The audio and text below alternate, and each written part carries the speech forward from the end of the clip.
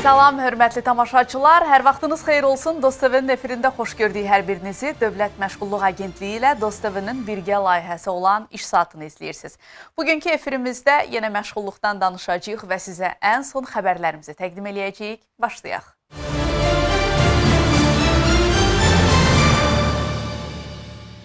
Bugün monitorinqlərdən və Mərkəzi Monitorinq və Qiymətləndirmə Filialının fəaliyyətindən danışacağıq. Monitorinqlər necə aparılır? Proses ümumiyyətlə necə təşkil edilib? Bu barədə suallarımızı qonağımız cavablandıracaq. İndi isə geridə qoyduğumuz həftə ərzində məşğulluq sahəsində nələr baş verib həftənin xəbər xülasəsini izləyək. Böyük qayıdış proqramına uyğun olaraq Əmək və Əhalinin Sosial Müdafiəsi Nazirliyinin tabeliyində Dövlət Məşğulluq Agentliyi işğaldan azad olunmuş ərazilərimizdə aktiv məşğulluq tədbirlərini davam etdirir. Agentlik tərəfindən növbəti əmək yarmarkası Xankəndidə həyata keçirilib. Yarmarkada Xocalı rayonu üzrə mühasib, traktorçu, baytar, təmirçi çilingər, mexanik və digər iş yerləri üzrə vakansiyalar təqdim olunub. Tədbirə qatılan sakinlərə vakansiyalar və iş öhdəlikləri barədə məlumat verilib, həmçinin vakansiyalara uyğun namizədlərin qeydiyyatı aparılıb. Böyük qayıdış proqramına əsasən 2-5 iyun tarixlərində işğaldan azad olunmuş bir sıra rayon və şəhərlərdə vətəndaşların aktivlərlə təminatı həyata keçirilib. Belə ki, Laçın şəhəri və Laçının Zabuq və Sus kəndləri, Şuşa şəhəri, Xocalı şəhəri və Xocalının Ballıca kəndi, Ağdam rayonunun Sarıcalı kəndi, Füzuli və Cəbrayıl şəhərlərində daha 24 sakinə özünü məşğulluq proqramı çərçivəsində avadanlıqlar təqdim edilib. Verilmiş avadanlıqlar hesabına onlar un məmulatlarının istehsalı, qadın gözəllik salonu, kişi bərbərxanası, kiçik dərzi sexi, telefon təmiri, poliqrafiya xidmətləri, səyyar kofe evləri, agroturizm, broiler inqubatoru, avtomobil şinlərinin bərpası və təmiri xidmətləri üzrə kiçik bizneslərini yaradıblar. Aktivlər təqdim edilən sakinlərlə görüş olub, onların yeni qurduqları təsərrüfatlarla bağlı gələcək planlarına dair fikir mübadiləsi aparılıb. Dövlət Məşğulluq Agentliyi tərəfindən işsiz və iş axtaran şəxslər üçün növbəti əmək yarmarkaları təşkil edilib. Bakı, Gəncə Daşkəsən, Dağlıq Şirvan, Şirvan Salyan və Quba Xaçmaz regional məşğulluq filiallarının Bakı, Gəncə, Qobustan, Şirvan və Quba şəhərlərində keçirdikləri yarmarkalarda 171 müəssisə tərəfindən 1281 vakansiya təqdim edilib.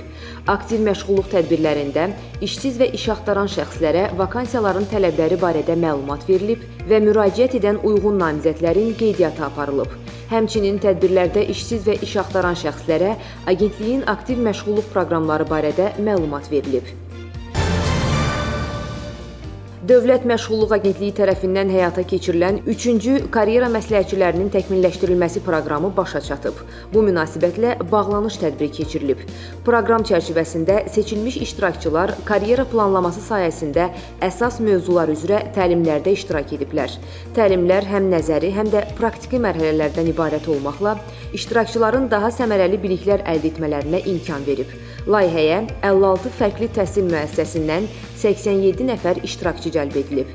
Proqramı uğurla başa vurmuş iştirakçılar sertifikatlarla təltif olunublar. Xəbərlərdən danışırıqsa, regional məşğulluq filialları tərəfindən görülən işlərdə unutmaq olmaz. Həftə ərzində əmək yarmarkaları, peşəyönümü məsləhət xidmətlərinin göstərilməsi, işə götürənlərlə görüşlərin keçirilməsi istiqamətində fəaliyyətlər davam etdirilib. Ətraflı regionda məşğulluq rubrikamızda izləyəcəyik.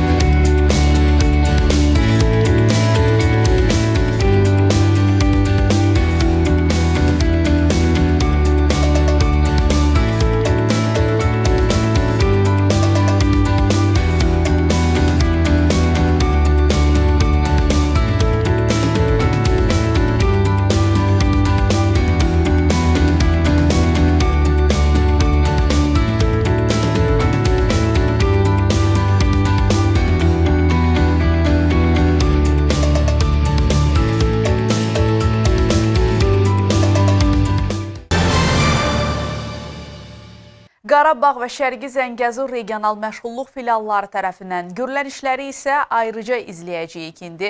Böyük qayıdışa dair birinci dövlət proqramı çərçivəsində həftə ərzində işğaldan azad olunmuş ərazilərə köçürülən sakinlərin məşğulluğunun təminatı istiqamətində hansı işlər görülüb, indi izləyəcəyik. Şərqi Zəngəzur regional məşğulluq filialı ilə Kəlbəcər rayonunda bərpa, tikinti və idarəetmə xidmətinin nümayəndələri arasında görüş keçirilib. Görüşdə birgə əməkdaşlıq istiqamətində müzakirə aparılıb. Qarabağ regional məşğulluq filialı və Azərbaycan International Mining Company şirkətinin birgə təşkilatçılığı ilə mövcud vakansiyalara müraciət etmiş vətəndaşlarla görüş keçirilib. Vətəndaşların məşğulluq imkanlarının qiymətləndirildiyi görüşdə uyğun namizədlərin işlə təmin olunmaları nəzərdə tutulub.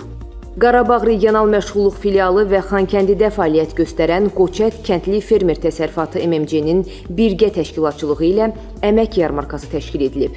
Yarmarkada vətəndaşların bəziləri peşə kurslarına cəlb olunub, bəzilərinin isə birgə maliyyələşmə proqramı çərçivəsində işlə təminatı nəzərdə tutulub. Şərqi Zəngəzur regional məşğulluq filialı və Qarabağ Peşə Hazırlığı Mərkəzinin birgə təşkilatçılığı ilə Laçında fəaliyyət göstərən Laçın İstirahət Kompleksində otel xadiməsi peşəsi üzrə hazırlıq kursu yekunlaşıb. Kursu uğurla başa vurmuş keçmiş məcburi köçkünlərə sertifikatlar təqdim olunub. Böyük qayıdış proqramına əsasən 2-5 iyun tarixlərində işğaldan azad olunmuş bir neçə rayon və şəhərdə vətəndaşların aktivlərlə təminatı həyata keçirilib. Laçın şəhəri və Laçının Zabux və Sus kəndləri, Şuşa şəhəri, Xocalı şəhəri və Xocalının Ballıca kəndi, Ağdam rayonunun Sarıcalı kəndi, Füzuli və Cəbrayıl şəhərlərində daha 24 sakinə özünü məşğulluq proqramı çərçivəsində avadanlıqlar təqdim edilib. Bu avadanlıqlar hesabına onlar un məmulatlarının istehsalı, qadın gözəllik salonu, kişi bərbərxanası, kiçik dərzi sexi, telefon təmiri, poliqrafiya xidmətləri, səyyar kofe evləri, agroturizm, broiler inkubatoru, avtomobil şinlərinin bərpası və təmiri xidmətləri üzrə kiçik bizneslərini yaradıblar. İş saatını izləyirsiniz. Monitorinqlərdən danışacağıq bugünkü efirimizdə. Əsasən özünü məşğulluq proqramı çərçivəsində monitorinqlərin keçirilməsi prosesi baş tutur. Bəs bu hansı dövrü əhatə eləyir? Bu tez-tez qarşılaşdığımız suallardan birisidir. Ümumiyyətlə proses necə təşkil olunur? Bu barədə bir süjetimiz var. İzləyək, davam edəcəyik. Monitorinqlər, bəli, özünü məşğulluq proqramının əsas və vacib mərhələlərindən biri də məhz monitorinqlərin aparılmasıdır. Bu prosesi ilkin, aralıq və yekun monitorinqlər olaraq qruplaşdıra bilərik. Vətəndaş özünü məşğulluq proqramına müraciət edən zaman ilk olaraq qeydiyyata alınır və məşğulluq imkanları qiymətləndirilir. Fərdi məşğulluq proqramında özünü məşğulluq proqramı uyğun tədbir olaraq müəyyən edilərsə, o növbəyə alınır. Növbəsi çatdıqda isə şəxsin seçdiyi istiqamətə uyğunluğunun müəyyən edilməsi məqsədi ilə ilkin monitorinq həyata keçirilir. Növbəti monitorinq isə aralıq monitorinqlərdir. Aralıq monitorinq vətəndaş artıq aktivlərlə təmin edildikdən sonra baş tutur. Burada məqsəd əmlakın təyinatına uyğun istifadəsinin müəyyən edilməsi və şəxsə lazımi məsləhətlərin verilməsidir. Sonuncu mərhələ isə yekun monitorinqin keçirilməsidir və bu proses vətəndaş aktivlə təmin edildikdən düz 1 il sonra baş tutur.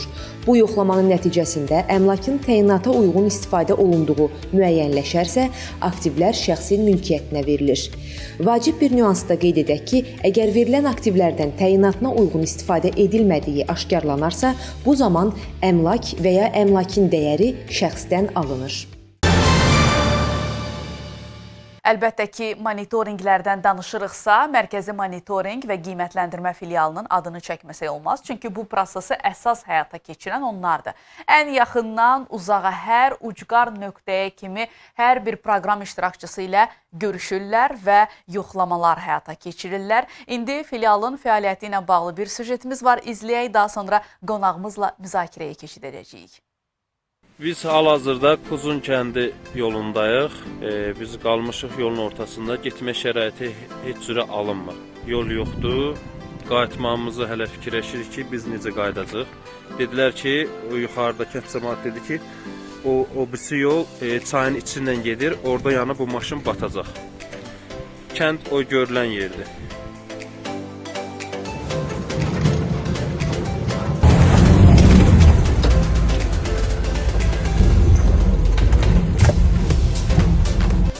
Görünən yollarla hal-hazırda gəlmişik Sarıbaş kəndinə. Kənd hələ yüksəklikdədir. Bugünkü istiqamətimiz Zaqatala rayon Cimcimaq kəndidir. Həmin kəndlə bərabər biz bugün Ələsgər kəndində olacağıq. Kəndə getmək üçün çay yataqlarını keçmək lazımdır. Batı bu. Maşınımız gəlib.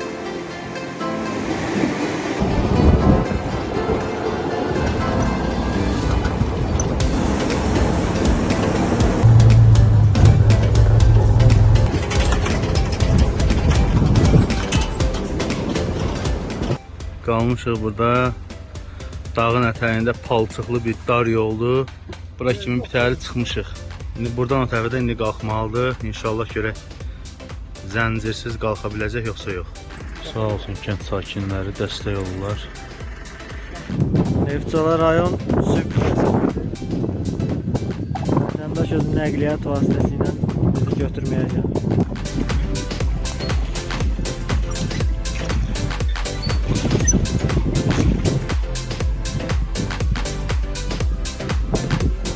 Vətəndaşın evinə gedirik.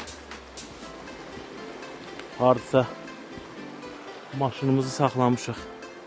Gördüyünüz kimi yuxarıda vətəndaşın evinə hardasa bir 700 metr məsafə var.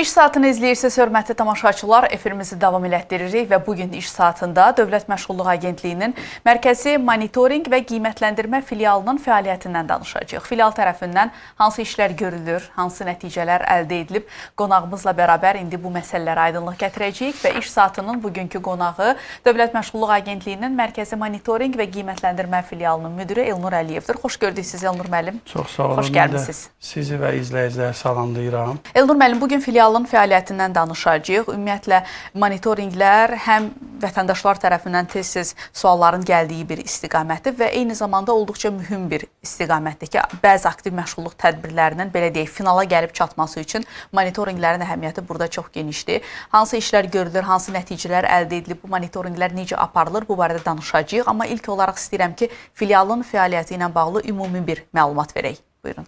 Dövlət Məşğulluq Agentliyinin Mərkəzi Monitorinq və Qiymətləndirmə filialının fəaliyyətinin əsas istiqaməti özünə məşğulluğa cəlb edilmiş şəxslərin ilkin, aralıq və yekun monitorinqləri, habelə haqqı ödənilən ictimai işlər üzrə cəlb edilmiş şəxslərin ilkin və təkrar monitorinqlərdir. Bu monitorinqlər Respublika üzrə həyata keçirilir.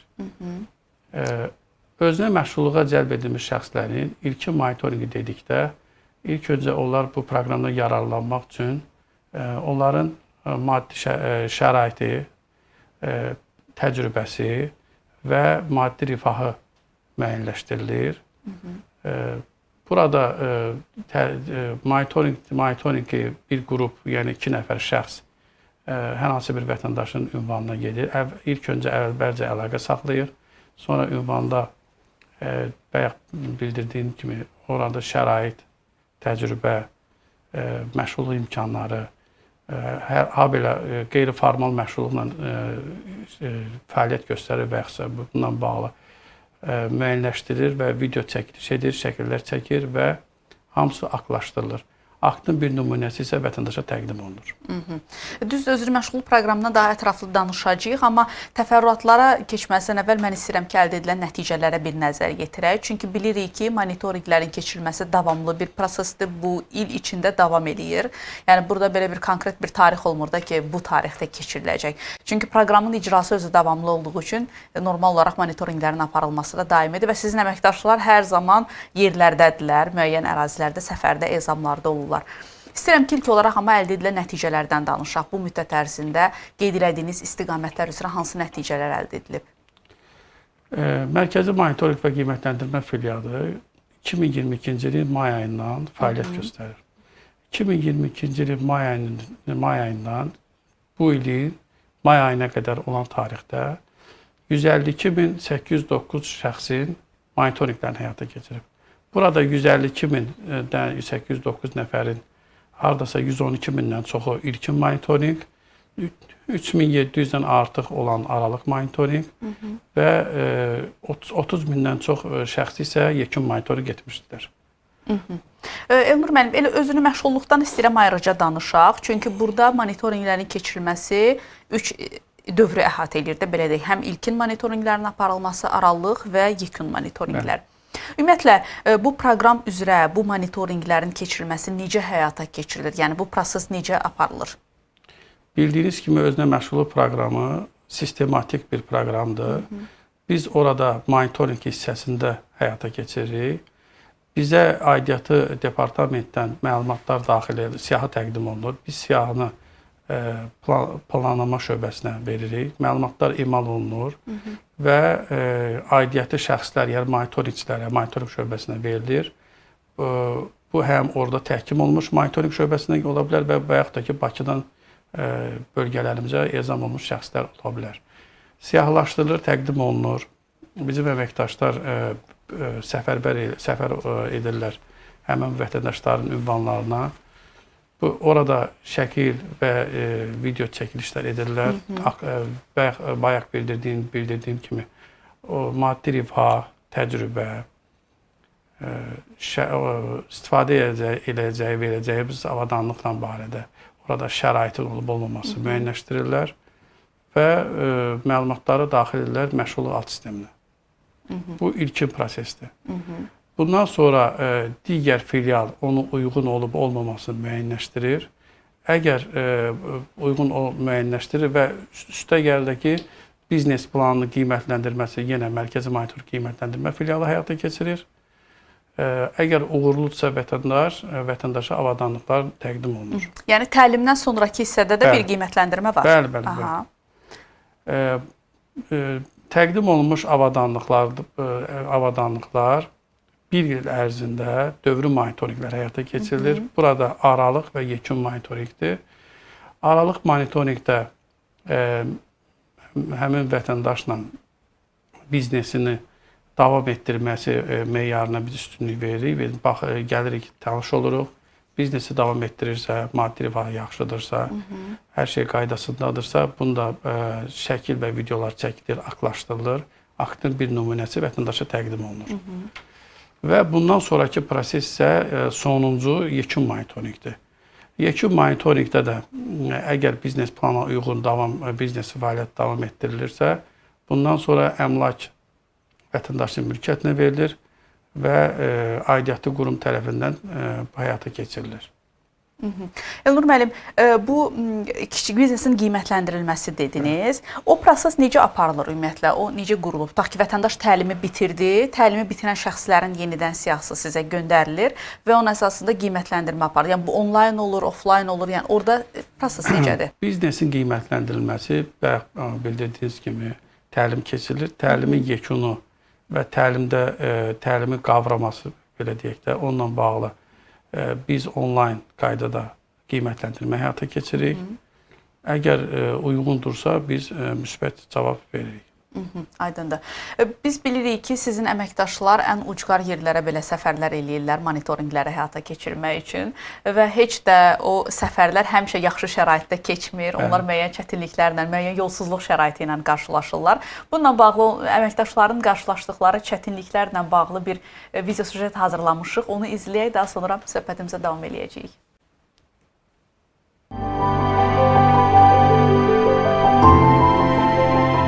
Məşğulluq həyatın ritmidir.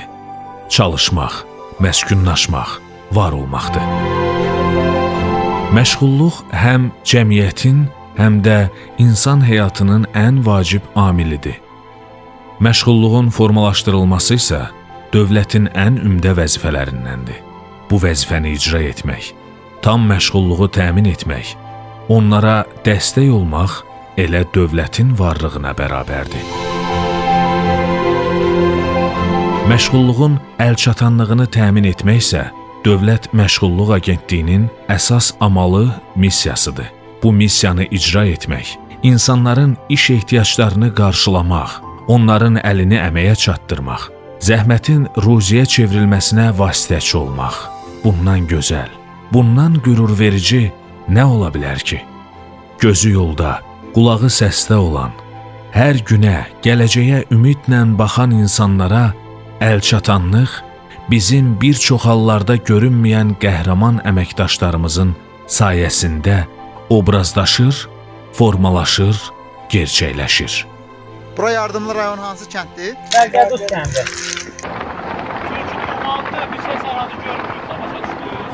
Daşkəsən rayon Əmirfars kəndi. Maşın yolu yoxdur. Ana qədər uzaq oldu gedər. Sıldırımlı yollarla. Baxın, o yolla da getməliyik. Hələ də kənd görsəmir. Baba sonuncu evə gəlib çıxmışıq, sonuncu ev. Kəndin ən axırıncı evidir.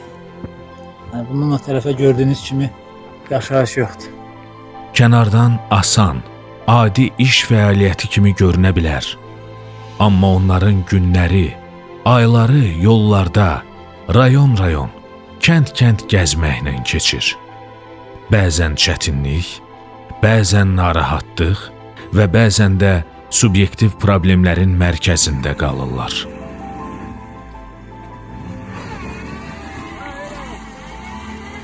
Amma bütün bunlara baxmayaraq, hədəflər birdir, dəyişməzdir.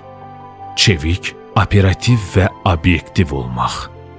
Həssas və məsuliyyətli yanaşmadan əlavə, dövlət dəstək tədbirlərinin mahiyyətini, dövlətin onlara əmanət etdiyi avadanlıqlara göz bəbəyi kimi baxmağı aşılamaq da var işin içində. Sifarişləriniz varmı? Sifarişlər var, indi üzə soğuqlara getdikdə təhlil. Enişli yoxuşdu, qarlı boranlı, dağlı düzənli yollarda tam məşğulluğa nail olmaq yolunda yorulmadan xidmət etməyin ən böyük bəhrəsi isə firavan həyatın formalaşdırılmasının bir parçası olmağın qürurunu yaşamaqdır.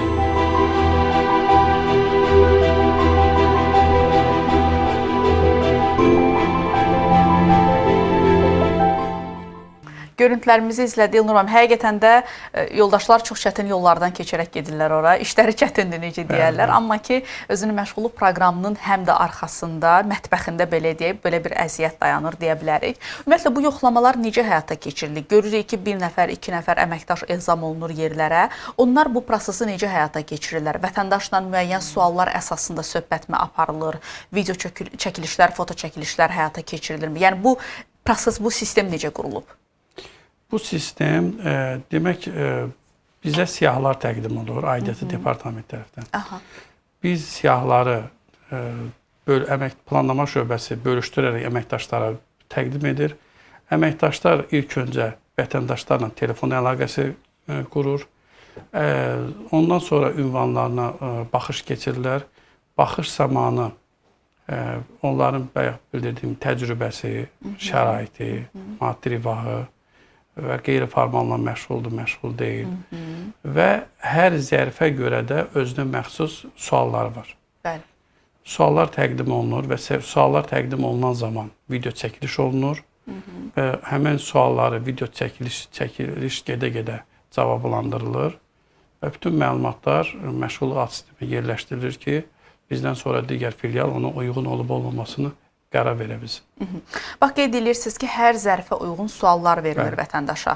Burada əsas məqsəd nədir? Vətəndaşın həmin sahə üzrə nə qədər bilikli olduğunu yoxlamaq, uyğunluğunu müəyyənləşdirmək? Burada bu suallar əsasında birinci zərfin özün könüllü seçməyi, ikinci zərfdən anlayışı, yəni bundan təcrübəsi var, yoxdur, onu bilməyimiz. Bu zərflə bağlı həm məmnunluq səviyyəsi, həm bu zərflə bağlı ailə üzvlərinin və digər qohumlardan kimlərinsə istifadə etməsi barədə məlumatları. Ümumilikdə əsasən bu suallar təcrübəyə yönəllik olur. Aydındır. Yəni, əslində özünün məşğulluq proqramının da şərtlərindən birisi budur ki, vətəndaş müraciət elədiyi istiqamət üzrə müəyyən də olsa bir təcrübəyə, bir biliklərə sahib olsun. Siz qeyd eləmişdiniz ki, efirimizin əvvəlində haqqı ödənilən ictimai işlər üzrə də müəyyən işlər görülür, monitorinqlər həyata keçirilir. Bu barədə də qısa bir informasiya verməyinizi xahiş edirik. Haqqı ödənilən ictimai işlər üzrə də 3 illik fəaliyyətimizdə 60 mindən çox vətəndaşımızı monitorinq etmişik Burada da prosedur bizə təqdim olunan aidiyyatı departamentinin siyahı üzrə bölgələrə bizim əməkdaşlar səfər edirlər, ezam olunurlar və hər hansı bir sahələrdə mənzil istismar sahəsi olsun, tikinti sahəsi olsun, bu tip sahələrdə çalışan ictimai işlərlə, haqqıdan ictimai işlərlə çalışan əməkdaşları monitorinq edir. Həm ilkin, həm təkrar. Elnur müəllim, monitorinqlərin keçirilməsi yeni bir yanaşmadır. Sizin də qeyd elədiyiniz 3 ildən artıq bir dövrə əhatə edir bu proses. Bundan öncə başqa cür təşkil olunmuşdu. Filial əməkdaşlarının üzərinə düşürdü. Böyük bir, burada işin böyük bir hissəsi. Məhz bu cür bir yanaşmanın gətirilməsi, yəni belə bir filialın yaradılması və monitorinqlərin bu cür aparılması müəyyən bir mexanizm, müəyyən bir sistem üzərindən proqramların icrasında hansı müsbət dəyişikliklərə səbəb olur? Yəni əsas əhəmiyyəti nədən ibarətdir? Müsbət dəyişiklik odur ki, hədsiz uğurlu proqramdır, hədsiz çox yararlanmaq istəyənlər var. Bəli. Mənfi cəhətini deməliyəm. Mənfi cəhəti ondan ibarətdir ki, biraz bizi vətəndaşlarla bağlı təqdim olunmuş ünvanlar, təqdim olunmuş telefon nömrələri bəzən səhv olurlar. O da biraz bizdə həm vaxt itkisi, həm zəhmət çox tələb edir. Yəni biz 3 ildə 112 min ilkin monitorinq eləmişik. Yəni biz o məlumatlar dəqiq olsaydı, telefon nömrələri aktiv olsaydı, ünvanlar düzgün göstərilsəydi, bu rəqəmlər biraz az ola bilərdi. Amma müsbət cəhəti odur ki, aktualdır, uğurludur, hər kəs yararlanmaq istəyir. Bu barədə deyə bilərəm. Elnur müəllim, tez-tez vətəndaşlarla siz telefon nömrəsi dediniz ki, işlək olmayan hallarla rastlaşırsınız. Vətəndaşlardan da belə müraciətlər daxil olur ki, bəs monitorinq keçirmək üçün gəlmişdilər, mən evdə olmamışam və yaxud da ki, vətəndaşın hazırki vəziyyəti belə deyək ki, buna imkan verməyib monitorinq həyata keçirsin. Bu kimi hallarda yanaşma necədir? Yəni həmin vətəndaşlar üçün yeni bir şans yaradılırmı? Çünki bilirəm ki, ezamdan bunu eləyirsiniz. Hər dəfə eyni ünvana təkrar-təkrar getmək əlbəttə ki, sizin işinizi daha da çətinləşdirir və yubadır. Bu cür hallarda hansı həll yolu təklif olunur? Burada bunu 2 qrupa bölmək olar. Birinci qrup təqdim olunmuş, bayaq bildirdiyim kimi, qeydiyyat ünvanında bəzi vətəndaşlar yaşamırlar. Biz zəng edirik, bildirirlər ki, bəli, bu ünvandayıq. Biz gedib çatırıq ki, bu ünvanda yaşamırlar. Yəni ki, faktiki digər ünvanda yaşayırlar. Biraz o bizim işimizi çətinləşdirir. Amma bəzən də belə olur ki, biz vətəndaşa zəng edirik, vətəndaş bildirir ki, şəxsi işi ilə əlaqədar olaraq və yaxud da ki, bir digər paytaxtda həkim, belə deyək, müalicə ilə bağlı müvəqqəti bir neçə gün olmayacaq. Biz bu zaman onu gözləmədə saxlayırıq və yaxın planlamamızda onu növbəti həftəyə keçirdirik. Yenidən monitorinq edir. Yəni monitorinqə biz belə deyək, gözləmədə saxladıqdan sonra biz vətəndaş şərait yaradırıq ki, biz onu gözləyək. Amma bu üzürlü olarsa. Öncədən vətəndaşlara belə deyək də, xəbər verilməsi məsələsi necədir? Burada qayda nəyi deyir? Vətəndaşa nə qədər öncədən məlumat verilir ki, tutaq ki, həftə ərzində məsələn qeyd olunur ki, gəlib sizdə monitorinq eləyəcəyik proqram çərçivəsində. Vətəndaşa biz çalışırıq ki, yaxın bir həftə ərzində zəng vuraq və yaxud 3 gün, 2 gün ki, yəni yayınma, riskli burada bir hal olmasın deyə maksimum dərəcə qısa müddət ərzində zəng vurmağa çalışırıq ki, monitorinqə həmən vaxtda monitorinq edə bilək. Bu dediyim kimi, bayaqki problemə görədir. Yəni, biz ünvana çox zaman olub ki, ünvana getmişik, vətəndaş ünvanda tapılmıyor və yaxud da vətəndaş, qonşular bildirib ki, vətəndaş bu ünvanda neçə ayda yaşamır və yaxud da Bakıya, digər yerə şəxsi işlə əlaqədar olub gedib. Ona görə mütləq şəkildə biz vətəndaşla əlaqə saxlayırıq. Sadəcə konkret dəqiq vaxtı maksimum dərəcədə deməyə çalışmırıq ki, burada risk yaranmasın. Başa düşdüm sizi. Əslində, vətəndaşların ünvanı ilə bağlı bir dəyişiklik olanda bunu yaxşı olar ki, filiallara məlumat versinlər. Bu, həm də onların işini asanlaşdıracaq və daha da operativ eləyəcəkdir belə elə. Çünki özünü məşğulluq proqramı bilirik ki, kifayət qədər müraciətin olduğu bir proqramdır. Kifayət qədər xüsusilə rayonlarda müraciət edən şəxslər çoxdur. Təbii ki, onların hər biri də uyğundur demək deyil. Heç də hamısı belə olmur. Elə monitorinqlərin nəticəsində müəyyənləşir ki, vətəndaş proqrama uyğundur, yoxsa yox. Məlumatlarında hansısa bir dəyişiklik olanda bunu tez bildirmələri əslində onların işlərini daha da asanlaşdıracaq. Çünki prosesin başlaması üçün, təlimin başlaması üçün, aktivlərin verilməsi üçün monitorinqin aparılması əsas şərtdir. Cari il üzrə nələr gözlənilir Elnur müəllim? Daha hansı işlərin görülməsi? Planlamadan əvvəl istəyirəm bir dənə məhkəmə işləri ilə barədə də qısa məlumat verib. Monitorinqlə zamanı biz müəyyənləşdiririk ki, təqdim olunmuş avadanlıqlar istifadə etməməyə görə və yaxud da üçüncü şəxsə verdiyinə görə və yaxud da satılma halları olanda biz təbii ki, tədbir görülməsi üçün məhkəmə orqanlarına müraciət edirik. Bu zaman hardasa bir 200-ə yaxın vətəndaşımızın bu işlə bağlı müraciət etmişik məhkəmə orqanlarına. Bununla bağlı özümüz də mütəmadi maarifləndirmə işi görürük. Yəni ilkin monitorinq edən zamanda, aralıq edən zamanda bildiririk ki, bir il ərzində bu dövlət əmlakidir. Bunu məqsədimiz sizin bu şərait yaratmaq və sizin bu istəyinizə uyğun olaraq biznesinizi davam etdirməyiniz bizim üçün önəmlidir. Yekun bu barədə deyə bilərəm ki, planlama isə gələcək işlərdə planlama. Hal-hazırda biz monitorinqləri səyyar qaydada, respublika üzrə səyyar qaydada aparırıq. Amma gələcəkdə biz təbii ki, detallı açıqlama vermək istəmirəm. Bu hələ plandır. İstəyərdik ki, bu onlayn rejimdə olsun. Xüsusi avadanlıqlara, xüsusi cihazlar yerləşdirərək, həm avadanlıqların harada yerləşməsini bilək, həm istədiyimiz zaman onlayn qoşularaq avadanlıqdan biznesə uyğun istifadə edib etməməyin müəyyənləşdirək. Bununla bağlı hal-hazırda işləri gedir. İnşallah yaxın zamanlarda yəqin ki, müsbət nəticə əldə edəcəyik. Əslində bu yaxşı xəbərdir. Həm belə deyək, sizin işinizi daha da asanlaşdırar. Ezamlarla bağlı əməkdaşlar. Biz çünki həm də videoda gördük ki, onlar necə çətin yollar keçirlər, həm də bir növ vətəndaşların da işini asanlaşdıra bilər. Məsələn, bir ilin tamamında daha tez onun mülkiyyətinə verilə bilər, daha tez monitorinq aparıla bilər və s. Təşəkkür edirəm sizə gəldiyiniz üçün, suallarımızı cavablandırdığınız üçün. Sizə uğurlar arzulayırıq fəaliyyətinizdə. Çox sağ olun. Mən də sizin verilişinizi və Dost TV-ni və bütün komandanızı təbrik edirəm bir daha və verilişin uzun müddətli olmasını diləyirəm, arzu edirəm. Təşəkkür edirik, çox sağ olun. Hörmətli izləyicilərimiz, İş Saatını izləyirdiniz. Bugünkü efirimizdə Dövlət Məşğulluq Agentliyinin Mərkəzi Monitorinq və Qiymətləndirmə filialının fəaliyyətindən danışırdıq. Sosial xidmətlərimiz barədə, məşğulluq xidmətləri barədə necə məlumat əldə edə bilərsiniz? Bizi sosial şəbəkə hesablarımız üzərindən izləyə bilərsiniz və eyni zamanda Dost TV vasitəsilə də biz ən son xəbərlərimizi çalışırıq ki, sizlərə təqdim eləyək. Növbəti həftə yenə görüşəcəyik. Özünüzü qoruyun. Salamat qalın.